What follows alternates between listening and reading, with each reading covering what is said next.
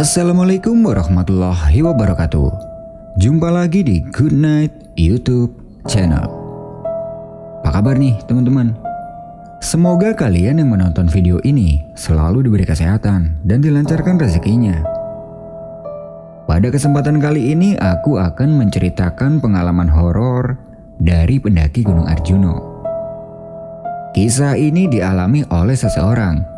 Sebut saja dia adalah Benny. Kisah ini dialami Benny ketika dia dan teman-temannya mendaki ke Gunung Arjuna via jalur Tretes pada tahun 2016 lalu.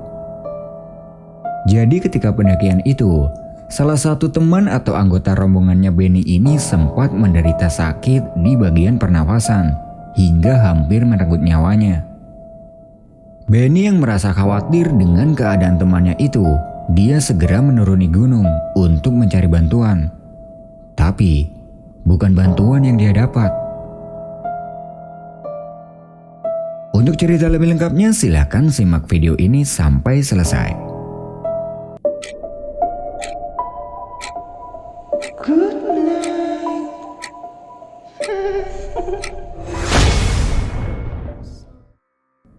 Pagi itu sekitar pukul 8. HP-nya Benny berbunyi hingga membangunkan tidurnya.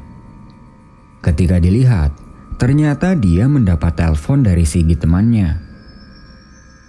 Mas Ben, minggu depan free nggak? Anak-anak mau diantar ke Arjuna. Ucap Sigit melalui telepon. Minggu depan, hari apa ya Git? Tanya Benny dalam keadaan ngantuk. Hari Sabtu mas. Oh, gampang lah, insya Allah free. Bisa kan mas nganterin ke Arjuna? Gampang, ntar aku hubungin lagi. Baru bangun aku, masih ngantuk banget. Ya udah deh mas, kalau gitu ditunggu kabarnya ya. Ucap Sigit menutup telepon. Sigit adalah adik kelasnya Benny semasa sekolah dulu. Dan dulu, mereka sama-sama aktif di kegiatan pramuka. Sekarang dia sudah duduk di kelas 3 SMA. Sedangkan Benny, dia sudah lulus kemarin. Karena pagi itu masih ngantuk, Benny melanjutkan tidurnya. Dan siang harinya, dia kembali menghubungi Sigit untuk memberitahukan kalau dia bisa mengantarkan ke Gunung Arjuna. Malam harinya mereka berdua bertemu di tempat biasa nongkrong untuk membicarakan rencana pendakian tersebut. Ternyata, Sigit yang sekarang adalah senior di pramuka, dia diminta anggotanya untuk mengantarkan ke Gunung Arjuna. Karena sebelumnya dia belum pernah mendaki ke Gunung Arjuna, dia minta tolong pada Benny untuk mengantarkan mereka semua. Tanpa keberatan, Benny bersedia mengantarkan. Dia minta pada Sigit untuk mengatur kesiapan anggota yang akan ikut nanti, dari kesiapan fisik, mental, dan peralatan. Mengingat Gunung Arjuna adalah gunung yang cukup berat untuk didaki. Singkat cerita, tibalah hari keberangkatan. Siang itu Benny pergi ke sekolah untuk berkumpul bersama Sigit dan yang lain. Sesampai di sekolah, terlihat anak-anak yang akan ikut sudah berkumpul di halaman sekolah. Dan terlihat semua peralatan sudah disiapkan oleh Sigit, tinggal membaginya. Sigit memperkenalkan Benny ke anak-anak yang lain, sekaligus memberitahu pada anak kelas 1 kalau Benny ini merupakan alumni sekolah ini dan senior di pramuka. Jadi di situ sudah ada 5 orang yang berkumpul, termasuk Sigit dan Benny. Sebut saja mereka adalah Arvin, Novi, dan Farida. Farida dan Arvin ini adalah anak kelas 1 dan baru bergabung di kegiatan pramuka. Tidak lama kemudian, terlihat ada 1 orang yang baru datang. Sebut saja dia adalah Tio, anak kelas 2, yang juga akan ikut serta dalam pendakian ini. Setelah semua sudah berkumpul, Sigit membagi peralatan yang sudah disiapkan. Dan untuk 2 tenda berkapasitas 4 orang akan dibawa oleh Sigit dan Tio. Sedangkan peralatan lainnya yang tidak begitu berat akan dibawa oleh Arvin dan Farida. Mengingat mereka berdua ini masih pemula, jadi Sigit tidak memberi beban terlalu berat. Dan untuk Benny sendiri, dia sudah membawa peralatan lengkap sendiri, termasuk tenda berkapasitas 2 orang dan peralatan masak. Semua peralatan sudah terbagi. Lalu, Benny memberi arahan pada mereka semua, sekaligus bertanya tentang kesiapan fisik dan mental.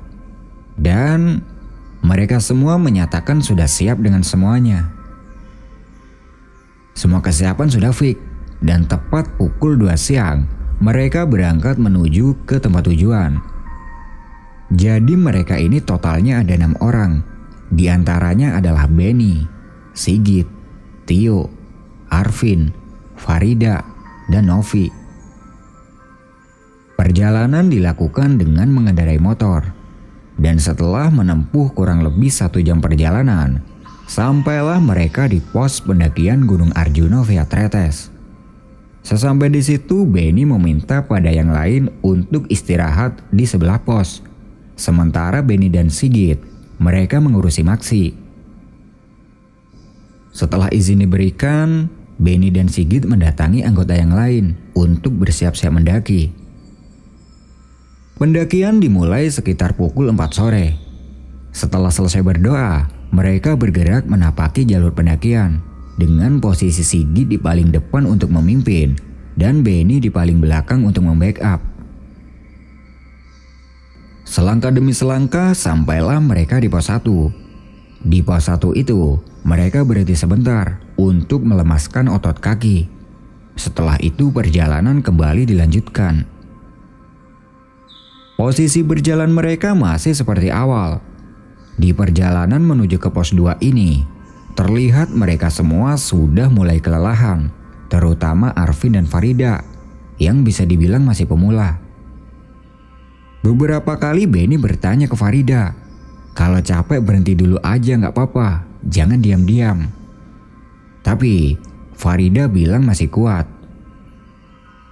Semakin lama, jalan kaki mereka semakin pelan, dan karena waktu sudah menunjukkan masuk maghrib, Benny mengajak mereka semua untuk berhenti di sebidang tanah datar untuk istirahat, sekalian nunggu habis waktu maghrib. Di situ mereka makan-makan cemilan sambil ngobrol-ngobrol bagaimana kegiatan pramuka di sekolah dan kenapa Arvin dan Farida ini tertarik untuk gabung di pramuka. Katanya, mereka ini suka sama kegiatan yang berhubungan dengan alam. Semakin lama suhu terasa semakin dingin karena terlalu lama berhenti. Setelah dirasa sudah habis waktu maghrib, Benny mengajak yang lain untuk melanjutkan perjalanan. Singkat cerita, sampailah mereka di pos 2 kurang lebih pukul 9 malam. Melihat kondisi teman-temannya yang sepertinya sudah sangat kelelahan, Benny memutuskan untuk bermalam di pos 2 saja dan lanjut jalan lagi besok. 3 tenda mereka dirikan berjajar. 2 tenda berkapasitas 4 orang dan 1 tenda berkapasitas 2 orang milik Benny sendiri. Setelah itu, mereka masak-masak di depan tenda sambil menikmati udara dingin. Setelah masak dan makan, mereka lanjut nongkrong di depan tenda sambil ngopi-ngopi dan bercanda. Nah, ketika sedang asik bercanda di depan tenda, ada yang aneh dengan Farida. Dia tiba-tiba diam sambil menutup hidung dan mulutnya. Farida, kenapa? Tanya Benny. Masih menutupi mulut dan hidungnya, tiba-tiba dia buru-buru masuk ke dalam tenda tanpa pamit sama yang lain. Belum ada pikiran aneh-aneh waktu itu. Mereka menganggap mungkin Farida sedang mual atau bagaimana. Tidak lama di dalam tenda, dia kembali lagi ke depan dan kumpul dengan yang lain. Dek, kenapa? Gak apa-apa mbak, mual dikit tadi. Masuk angin itu. Yaudahlah, kita tidur aja. Besok perjalanan masih jauh. Mereka pun bubar dan masuk ke dalam tenda masing-masing. Sigi, Tio, dan Arvin tidur di satu tenda. Farida dan Novi tidur di tenda 2. Sedangkan Benny, dia tidur di tendanya sendiri. Ketika tengah malam, Benny ini terbangun karena tenggorokannya terasa kering.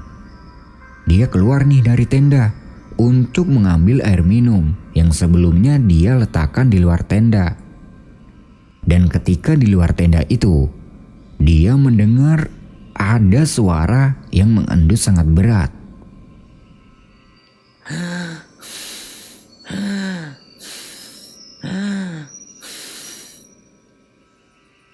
Dicarilah sama Benny, dan sepertinya suara nafas berat itu bersumber dari dalam tenda Novi dan Farida. Tapi dia tidak memperdulikannya karena mungkin Novi atau Farida ini sedang mendengur. Dia minum beberapa teguk air, kemudian dia kembali masuk ke dalam tenda untuk melanjutkan tidur. Keesokan harinya mereka semua pada bangun. Setelah itu, mereka langsung masak-masak, sarapan, dan lain-lain. Setelah itu, mereka berkemas untuk melanjutkan perjalanan. Perjalanan dilanjutkan sekitar pukul 8 pagi. Posisi berjalan masih sama seperti kemarin, Sigi di depan dan Benny di belakang. Perjalanan menuju ke pos 3 ini terasa sangat lama karena jalurnya memang semakin menanjak. Dan seringkali mereka break untuk mengimbangi langkah Farida yang sudah sangat kelelahan. Jadi bisa dibilang di antara mereka semua ini yang paling lemah adalah Farida. Kurang lebih 5 jam menempuh perjalanan, akhirnya sampailah mereka di pos 3. Sampai di sini Benny memutuskan untuk istirahat lebih lama. Mereka istirahat di sebuah batu yang cukup besar. Di pos 3, terlihat cukup banyak orang yang lalu lalang. Mereka adalah penambang belerang. Sambil istirahat itu, Benny tanya ke Farida tentang kondisi fisiknya. Farida, masih kuat kan kalau mau lanjut? Kuat mas, emang masih jauh ya? Ya lumayan sih, ini baru setengahnya lah kalau dari pos 2 tadi. Kuat kok mas, tenang aja. Sepertinya Farida benar-benar ingin berdiri di puncak Gunung Arjuno. Di pos 3 mereka mengeluarkan alat masak untuk membuat minuman hangat. Dan lagi-lagi Farida ini bertingkah aneh. Dia tiba-tiba diam sambil menutup mulut dan hidungnya. Dan tidak lama kemudian dia jalan ke semak-semak. Setelah kembali dari semak-semak itu, Benny bertanya, Kenapa Farida? Gak apa-apa mas, habis pipis tadi. Oh, kirain mual lagi. Dari sini Benny mulai mengira kalau Farida ini sedang menyembunyikan sesuatu. Karena aneh saja, orang kebelet pipis kok malah nutupin mulut dan hidung. Benny menganggap mungkin Farida ini sedang mencium sesuatu, tapi dia tidak bilang ke yang lain. Mereka lanjut santai-santai di dekat batu sambil menikmati minuman hangat. Karena Benny mengira kalau Farida ini sedang mencium sesuatu, dia bilang ke yang lain. Kalian semua inget ya, aku bukan nakut-nakutin. Ini posisi kita udah semakin ke atas. Dan kalau nanti di jalan melihat atau merasakan sesuatu yang janggal, kalian diem aja ya, jangan dipeduliin dan bilang permisi. Dia ngomong seperti itu karena mungkin Farida ini sudah merasakan sesuatu dan agar dia tidak merasa takut. Setelah cukup lama istirahat, Benny mengajak mereka untuk berkemas dan melanjutkan perjalanan. Perjalanan dilanjutkan sekitar pukul 2 siang. Setelah menempuh kurang lebih 30 menit perjalanan, sampailah mereka di area Lembah Kijang. Area ini cukup luas dengan rerumputan hijau. Mengingat hari sudah sore, Benny memutuskan untuk bermalam di Lembah Kijang saja dan lanjut jalan summit besok pagi-pagi. Tenda didirikan dengan posisi sama seperti kemarin. Karena waktu itu masih sore, mereka menggunakan kesempatan ini untuk berfoto-foto di area Lembah Kijang. Karena sore itu pemandangannya cukup keren. Tidak terasa hari sudah mulai gelap. Mereka semua masak-masak di depan tenda. Dan lagi-lagi, Farida bertingkah sama seperti tadi. Ini Farida kayaknya benar-benar ngelihat sesuatu nih, pikir Benny. Teman-teman yang lain tidak begitu memperhatikan sikap Farida, hanya Benny saja yang memperhatikan. Setelah selesai makan, Benny menyarankan pada yang lain untuk segera istirahat, karena besok perjalanan summit akan dimulai pukul 3 pagi. Semuanya masuk ke dalam tenda untuk tidur, kecuali Benny dan Sigit.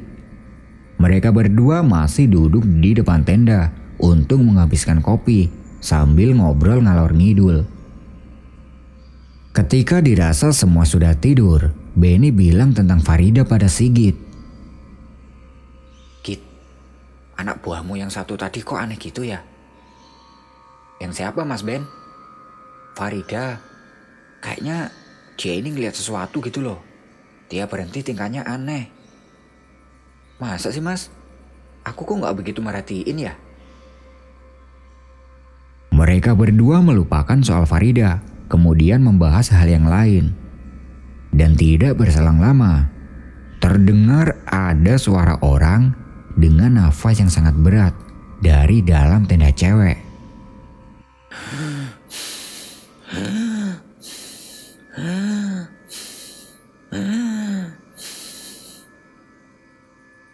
Mendengar itu mereka berdua langsung kaget. Dan spontan pandangan mereka tertuju ke arah tenda cewek. Dan tidak lama kemudian disusul suara Novi yang berteriak minta tolong. Mendengar itu mereka berdua langsung kaget. Dan spontan pandangan mereka tertuju ke arah tenda cewek. Dan tidak lama kemudian disusul suara Novi yang berteriak minta tolong. Mas Sigit, Arvin, tolong. Dengan panik, Sigit tanya ke Benny. Apa Mas? Gak tahu. Coba kita lihat. Mereka berdua segera lari menuju ke tenda cewek. Setelah pintu tenda dibuka, ternyata Farida sedang menggigil kedinginan sambil nafasnya tidak beraturan. Benny tanya ke Novi, awalnya bagaimana? Tapi Novi sendiri tidak tahu. Pas lagi enak-enaknya tidur, tiba-tiba Farida sudah seperti ini. Dengan cekatan Benny memberi pertolongan pada Farida. Dan tubuhnya Farida ini sudah kaku dan sangat dingin. Dia minta pada Sigit untuk membuatkan air hangat. Benny mengambil beberapa kain untuk menutupi tubuh Farida yang kedinginan. Tidak berselang lama, terlihat Tio dan Arvin datang dan menanyakan apa yang sedang terjadi. Tanpa menjawab, Benny meminta pada Tio dan Arvin untuk mengambil sleeping bag-nya untuk digunakan menyelimuti Farida. Tubuh Farida masih kaku dan dingin. Nafasnya berhembus sangat berat. Tidak lama kemudian, Sigit datang dengan membawa air hangat. Dan Benny berencana untuk merendam telapak tangan Farida ke dalam air tersebut.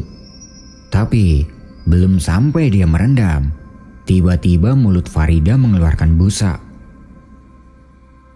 Keadaan itu membuat mereka semua menjadi panik. Semua orang memeluk tubuh Farida agar lebih hangat. Di sisi lain, mereka juga tidak ada yang tahu tentang medis dan tidak tahu harus minta pertolongan pada siapa. Karena saat itu hanya ada rombongan mereka saja di Lembah Kijang. Setelah lama dipeluk, kondisi Farida berangsur membaik. Tubuhnya sudah tidak kaku lagi. Tapi dia masih bernafas sangat berat. Benny meminta tolong pada Novi agar membukakan ransel Farida. Karena mungkin di situ ada obat yang sudah disediakan oleh Farida sendiri. Novi membuka ranselnya Farida. Dan di dalam ransel itu, dia menemukan alat bantu pernafasan. Kemudian, alat itu dipakaikan ke Farida. Hingga perlahan, nafas beratnya Farida ini berangsur membaik. Dan Farida sudah bisa diajak sedikit berkomunikasi. Dari sini, Benny tahu satu hal. Kalau ternyata Farida ini sedang menderita sakit asma. Entah asma atau bagaimana. Yang jelas, itu ada hubungannya dengan pernafasan.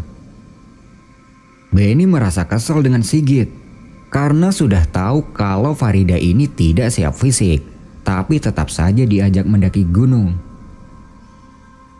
Kamu ini gimana toh, Git? Kalau ada yang punya penyakit kayak gitu kenapa masih diajak mendaki? Ucapnya dengan nada marah. Maaf Mas Ben, aku nggak tahu kalau Farida ternyata punya penyakit kayak gitu. Sebelumnya aku udah tanya ke semua, dan katanya mereka ini udah pada siap. Jawab Benny yang tidak tahu. Jadi, karena mungkin Farida ini ingin mendaki gunung, dia tidak memberitahukan penyakitnya itu pada yang lain. Mungkin dia menganggap naik gunung itu enak, seperti yang dia lihat. Karena memang Sigit juga sebenarnya tidak tahu, akhirnya mau bagaimana lagi. Benny juga tidak bisa menyalahkan Sigit. Malam itu kondisi Farida sudah sadar, tapi masih lemas. Dan seringkali penyakitnya itu kambuh lagi. Hingga sampai semalaman Benny dan yang lain ini tidak tidur untuk menjaga Farida. Benny memutuskan untuk tidak melanjutkan perjalanan ke puncak dan balik turun besok. Takutnya kalau dipaksa lanjut nanti, kondisi Farida ini tiba-tiba kambuh lagi. Keesokan harinya Benny mengajak yang lain untuk berkemas dan kembali turun. Tapi kondisi Farida tidak memungkinkan untuk berjalan turun. Akhirnya Benny berinisiatif untuk turun dulu dan minta pertolongan. Dia mengajak Tio untuk turun dulu dan meminta pada Sigit dan yang lain untuk menjaga kondisi Farida sampai nanti dia dapat pertolongan. Benny dan Tio kemudian bergegas turun membawa sebagian beban mereka. Di perjalanan turun, Benny dan Tio ini berjalan sangat cepat agar segera sampai di bawah. Tapi bukan pertolongan yang mereka dapat. Setelah berjalan melewati pos 3, perjalanan mereka ini terasa sangat lama. Sudah hampir 3 jam berjalan, mereka tidak juga sampai di pos 2. Normalnya perjalanan dari pos 3 ke pos 2 ini hanya butuh waktu 1,5 jam saja. Apalagi jalan mereka waktu itu sangat cepat. Jadi harusnya tidak sampai 1,5 jam saja mereka sudah sampai di pos 2. Merasa ada yang janggal, Benny mengajak Tio untuk berhenti di sebidang tanah. Mas, kok jauh banget ya nggak sampai-sampai di pos 2? Nggak tahu lah yuk, bentar lagi mungkin. Jawab Benny yang sudah lemas. Di situ dia mengeluarkan sebatang rokok. Kemudian Tio pamit untuk buang air kecil. Dia berjalan sedikit turun. Lalu dari bawah Tio teriak ke Benny. Mas, ayo istirahat di sana aja. Di sana ada warung. Mendengar itu Benny kaget. Karena setahu Benny, di jalur Gunung Arjuna via Tretes ini tidak terdapat warung sama sekali. Adanya hanya di pos 1. Di pos 2 juga terkadang ada, tapi jarang buka. Karena mungkin warung yang dimaksud Tio itu adalah pos 2, Benny langsung berdiri dan melanjutkan perjalanan. Tapi ternyata warung yang dimaksud Tio itu bukan pos 2. Memang benar-benar warung, dan itu ada beberapa. Mereka berjalan menuju ke warung tersebut. Sesampainya di sana, warung-warung ini tidak ada penjualnya dan sepi. Sampai di sini Benny merasa ada yang janggal. Karena selama dia mendaki via jalur Tretes, dia tidak pernah melihat keberadaan warung ini. Sambil berjalan memperhatikan beberapa warung itu, Tio bilang, Mas, beli cemilan dulu yuk. Aku lapar. Jangan yuk, kita buru-buru. Ntar aja di bawah makannya. jawab Benny tidak memberitahukan kejanggalan yang dia rasakan. Mereka terus berjalan melewati beberapa warung itu. Ada sekitar 4 warung yang jaraknya itu kira-kira 10 meter. Sambil jalan, Benny merasa ada yang tidak beres. Selain karena keberadaan warung itu, perjalanannya ini juga terasa sangat lama.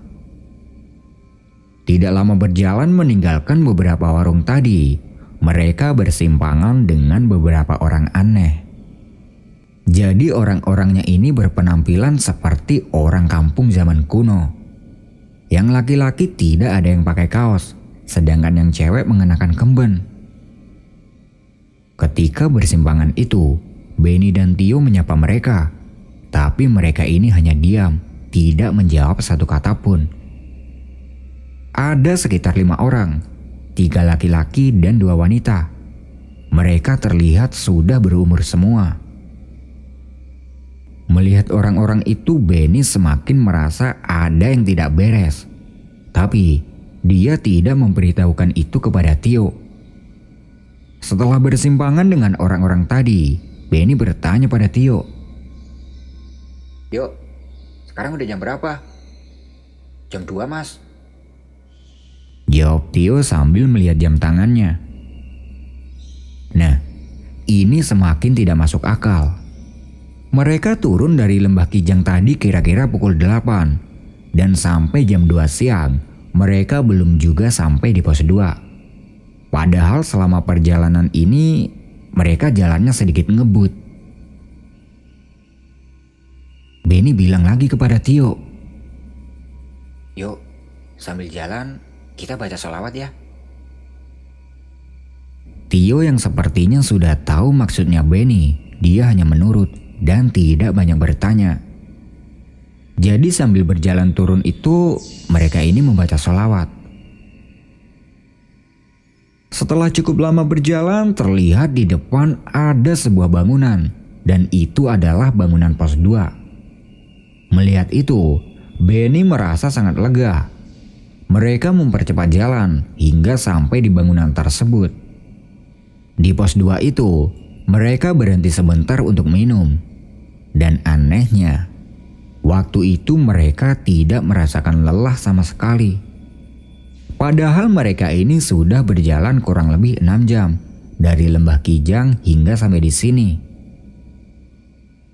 Karena tidak ingin lama-lama lagi, Benny mengajak Tio untuk lanjut berjalan turun agar segera dapat pertolongan untuk Farida. Setelah lama berjalan, terlihat di depan adalah pos 1. Dan di pos 1 itu ada Sigit, Arvin, Novi, dan Farida bersama beberapa orang penambang belerang. Loh, mas, itu kan anak-anak. Kok udah sampai di pos 1? Tanya Tio. Benny hanya menghela nafas panjang. Udahlah yuk, kamu tahu kan yang sebenarnya? Ucap Benny, dan Tio hanya mengangguk. Jangan bilang ke anak-anak dulu ya. Kalau ditanya, tadi kita sempat ketiduran gitu aja. Lanjut Benny. Mereka berjalan menuju ke pos 1 dan menghampiri yang lain. Sesampai di situ, terlihat yang lain ini pada kaget. Kemudian Sigit bertanya, Loh, Mas Ben, kok masih di belakang? Iya mas, tadi kita ketiduran di jalur. Maaf ya. sahut Tio. Benny hanya diam mengingat kejadian barusan. Lalu dia tanya tentang keadaan Farida. Kalian kok udah turun? Farida aman? Sigit menjawab sudah. Tadi sekitar jam 10 pagi mereka bertemu dengan bapak penambang belerang dan mereka dibantu turun hingga sampai di sini. Terlihat Farida masih sedikit pucat karena mungkin dia belum begitu sehat. Benny mengajak mereka semua untuk segera turun dan tidak lupa berterima kasih pada bapak penambang belerang yang sudah membantu. Mereka bergerak kembali turun dan meninggalkan bapak penambang belerang itu yang masih makan di pos 1. Sesampainya kembali di bawah, mereka langsung cabut pulang kembali ke sekolahan. Sesampainya di sekolahan, Benny menasihati mereka semua. Kalau memang keadaan tidak memungkinkan untuk mendaki gunung, ya jangan dipaksain. Apalagi kalau punya penyakit yang ada hubungannya dengan suhu dingin. Kalau udah terjadi hal seperti ini, siapa yang akan tanggung jawab? Beruntung kalau masih bertahan hidup. Kalau tidak, bisa-bisa nama kalian saja yang akan pulang. Farida minta maaf pada mereka semua. Karena dia, pendakian ke Gunung Arjuno ini tidak sampai di puncak. Teman-temannya memberinya maaf dan menganggap kejadian tadi adalah sebuah kecelakaan. Soal tidak sampai di puncak itu tidak masalah. Yang penting sekarang mereka sudah kembali pulang dengan selamat. Nah, itu tadi adalah pengalaman horor yang dialami oleh Benny ketika sedang melakukan pendakian ke Gunung Arjuno via jalur tretes. Terima kasih buat teman-teman yang sudah nonton video ini sampai selesai. Aku pamit undur diri dulu ya. Good night and see you next time.